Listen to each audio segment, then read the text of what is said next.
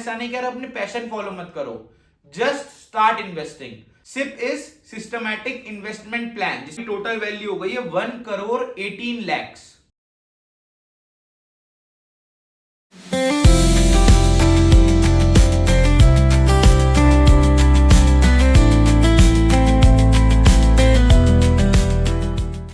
Hey guys, welcome back to my channel. तो ये video होने वाली है इन्वेस्टमेंट के ऊपर। इन्वेस्टमेंट करना चाहिए, ऑफ कोर्स करना चाहिए, पर स्टार्ट कहां से करें, कैसे इन्वेस्टमेंट को प्लान करें, कैसे उसको एग्जीक्यूट करें, और अगर हम आज से इन्वेस्टमेंट स्टार्ट करते हैं तो बाद में जाके क्या फर्क पड़ेगा हमारे लाइफस्टाइल पर। तो चलिए शुरू करते हैं। जैसे ही इन्वेस्टमेंट की बात आती है, आजकल ट्रेंडिंग में है सिप कर लेते हैं, सिप से कंपाउंडिंग की पावर लगती है, सिप से पैसा डबल होता है, अरे 2 साल में डबल हो जाएगा पैसा। तो क्या रियलिटी यही है? आइए चलिए चेक करते हैं। तो पहले बात करते हैं सिप है क्या। सिप से रिटर्न नहीं आएगा। सिप एक प्रोसेस है, एक तरीका है जिससे हम इन्वेस्टमेंट कर सकते हैं जो इन फ्यूचर हमें अच्छे रिटर्न देता है। SIP is systematic investment plan. तो वो क्या है, जैसे पोस्ट ऑफिस में आरडी होती है, आरडी रिकरिंग डिपॉजिट होता है। Let's suppose most of us are salaried, so सबकी सैलरी या तो मंथ एंड या मंथ स्टार्टिंग में क्रेडिट होती है। तो जब एवरी मंथ पोस्ट ऑफिस से, लेट्स सपोज पोस्ट ऑफिस में हमने आरडी खोली हुई है, एवरी मंथ 2000 रुपीज हमारा डेबिट होता है। तो जब एवरी मंथ वो 2000 रुपीज डेबिट करते हैं हम, वो डेबिट पोस्ट ऑफिस में ना करके अगर हम किसी म्यूचुअल फंड में करते हैं तो उसी को हम एसआईपी बोलते हैं, systematic investment plan. Let's suppose हम कोई भी म्यूचुअल फंड ले लेते हैं, सब छोड़ो आप, निफ्टी 50 जो कि मार्केट है, मार्केट आज गिरती है तो कल बढ़ती है, जो कि मार्केट है, अगर आप उसमें भी एसआईपी करते हैं तो वो भी आपके लिए बहुत ही अच्छी होती है। अभी मैं आपको दिखाता हूं कैसे। मुझे पता है हम लोग 10,000 20,000 की एसआईपी नहीं कर सकते, क्योंकि हम में से जो भी टायर 3 कॉलेज से पढ़े हैं उनका बेसिक एवरेज प्लेसमेंट कितना होता है, 3.5 4.5। So let's suppose in hand आपकी पर मंथ 30,000 आएगी। तो अगर मैं आपसे बोलूं कि आप 10,000 एवरी मंथ की एसआईपी कर दो, which is not at all practical, क्योंकि अगर आप 10,000 की एसआईपी करोगे तो आप अपना खर्चा कैसे चलाओगे, बाकी चीजों को मैनेज कैसे करोगे। ठीक है, तो अब जैसे कि आपने, ठीक है, तो जैसे आप every month let's suppose every day 100 rupees तो आप सेव कर ही सकते हो। तो इन अ मंथ 3,000 रुपीज हो गए। तो अभी मैं आपको दिखाता हूं वो 3,000 रुपीज भी अगर आप बिना स्टेप अप, पहले मैं आपको स्टेप अप एक्सप्लेन कर देता हूं। स्टेप अप क्या होता है, मतलब जैसे आज आपने 3,000 रुपीज इन्वेस्ट करना स्टार्ट किया, नेक्स्ट ईयर आपका प्रमोशन हुआ या कुछ भी नहीं हुआ तो 10% हाइक तो मिलती है, 8% 10%। तो आप क्या करो, जितनी आपको हाइक मिली उतना ही एसआईपी में भी इन्वेस्टमेंट को इंक्रीज कर दो। लेट्स सपोज आप 3,000 की इन्वेस्टमेंट कर रहे हो तो एसआईपी को भी 10% से स्टेप अप कर दो, मतलब 3,300, क्योंकि 10% 3,000 का 300 होता है। तो अब नेक्स्ट ईयर से हम जो इन्वेस्टमेंट करेंगे वो 3,300 करेंगे। तो मैं आपको दोनों के बीच में डिफरेंस बताता हूं कितना डिफरेंस हो जाता है। पहले हम बात करते हैं नॉर्मल एसआईपी की। चलिए मैं आपको स्क्रीन पर दिखाता हूं। चलिए मैं अब आपको दिखाता हूं with an example. Let's suppose 2 tab हम ओपन करते हैं, पहला एसआईपी कैलकुलेटर और दूसरा स्टेप अप एसआईपी। तो दोनों में मैं आपको दिखाता हूं विद एन एग्जांपल। पहले हम बात करेंगे एसआईपी की, नॉर्मल एसआईपी कैसे काम करती है, just for an example. So in our initial days let's suppose एक म्यूचुअल फंड में हमने एसआईपी स्टार्ट करी विद 3,000 रुपीज एवरी मंथ।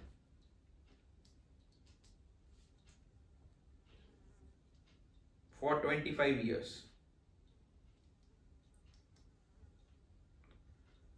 सो देख सकते हैं हम, अगर हम 3,000 की एसआईपी करते हैं for 25 years, which is practical, 3,000 रुपए आप बचा ही सकते हो। अगर आप 100 रुपीज एवरी डे, जैसा कि मैंने आपको बताया, आप सेव करोगे तो इन अ मंथ आप 3,000 रुपीज तो इन्वेस्ट कर ही सकते हो। और what I think is everyone should invest 20% of their salary into investments, because today's investment is only your tomorrow's income.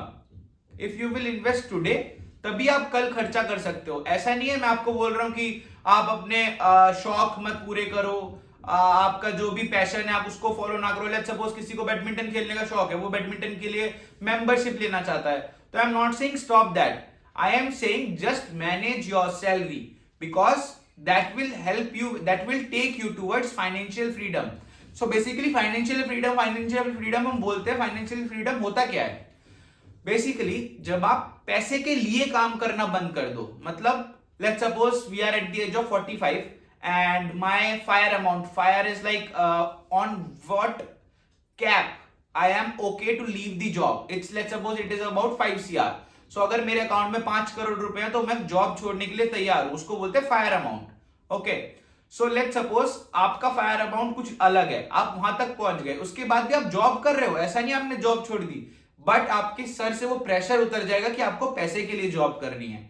सो वो होती है फाइनेंशियल फ्रीडम. उसको अचीव करने के लिए हमको फाइनेंशियली चीजों को मैनेज करना पड़ेगा प्रॉपरली, बिकॉज हम जिस फील्ड में हैं, लेट्स सपोज हम किसी भी गवर्नमेंट जॉब में हैं, गवर्नमेंट जॉब वालों के लिए एक पॉजिटिव चीज ये रहता है, उनको पता है कि भाई सिक्योरिटी है, पर हम लोग जिस फील्ड में हैं, इस फील्ड में हमको अपने लिए फाइनेंशियल मैनेजमेंट बहुत जरूरी हो जाता है. सो उसके लिए one of the most important thing है एसआईपी. एसआईपी से आप पैसे को इन्वेस्ट कर कल को अपने लिए एक बड़ा अमाउंट क्रिएट कर सकते हो. जैसे कि मैंने आपको अभी दिखाया एसआईपी से 51 lakhs. अब यही आप मैजिक देखना अगर हम स्टेप अप एसआईपी करते हैं.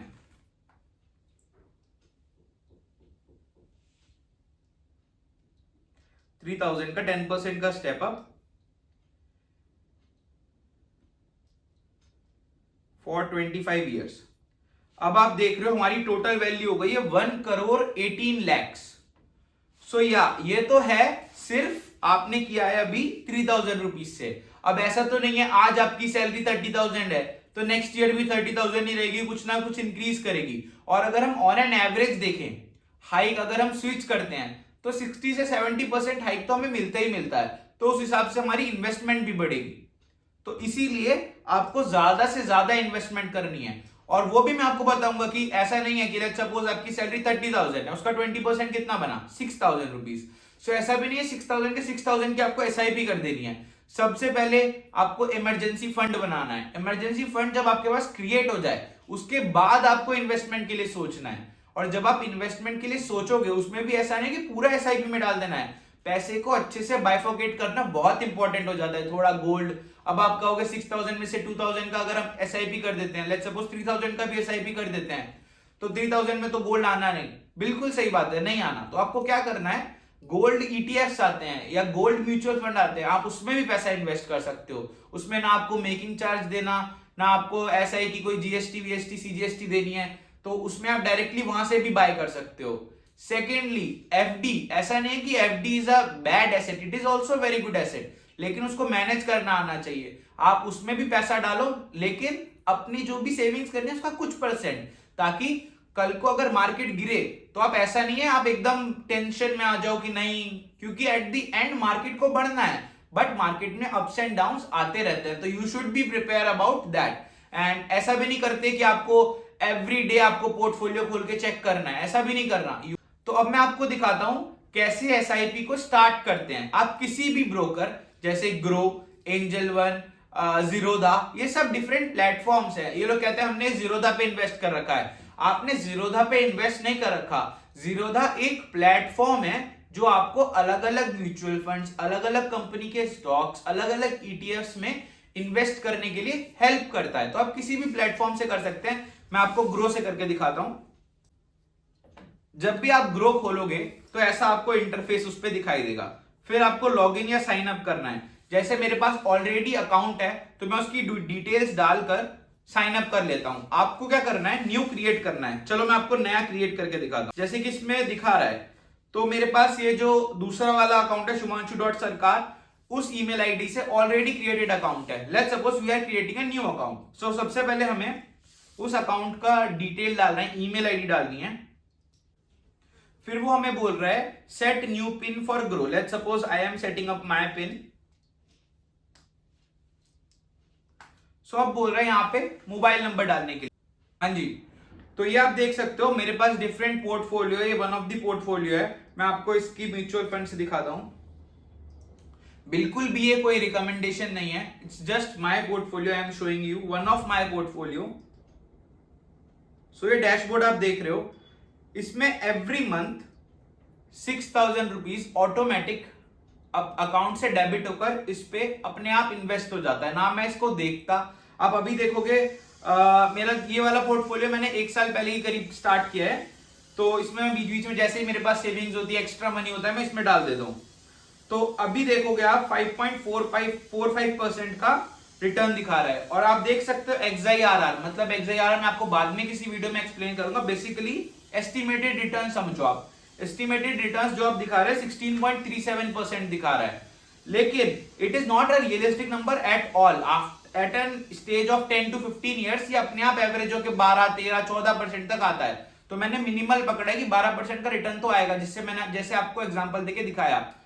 तो ये वो रिटर्न है जो मैंने 1 साल के अंदर इन्वेस्ट करके अराउंड 5.45% कमाया है। ये मैं आपको इसलिए दिखा रहा हूं कि 6,000 रुपीज कुछ भी नहीं होते। अभी मैंने आपको बताया अगर आपके सैलरी 30,000 है तो तब भी आपको 6,000 इन्वेस्ट करना चाहिए। तो अगर आप वैसे भी देखोगे उस हिसाब से भी 6,000 अ मंथ मैंने अराउंड 1,00,000 रुपीज इससे सेव कर लिया है विद इन अ ईयर, और पता भी नहीं चलता यार। मैं आपको सच्ची बताता हूँ, एवरी मंथ अगर आपके अकाउंट से 6,000 रुपीज, आप ये समझो आपकी सैलरी 6,000 रुपीज कम है तो बिल्कुल फर्क नहीं पड़ता। And it is a very good asset to invest. आपको ऐसा लगता है कि नहीं आज ही हमें एंजॉय कर लेना चाहिए, कल किसने देखा है, कल रहे या ना रहे, तो मैं आपको बताना चाहता हूँ बिल्कुल सही बात है, कल रहे या ना रहे किसी ने नहीं देखा। और हमारी जनरेशन जैसी इतनी सारी मशीन्स आ गई है, मुझे लगता है हम लोग और जी सकते हैं। तो why not to be prepared. अगर खुदा ना खास्ता कुछ हो भी जाए तब भी हमें प्रिपेयर रहना चाहिए। और मैं ऐसा नहीं कह रहा, फिर से मैं आपको एक्सप्लेन करना चाहता हूं कि मैं ऐसा नहीं कह रहा अपने पैशन फॉलो मत करो, just start investing. That's all for today. If you like any part of the video, do not forget to hit the like button and subscribe to my channel.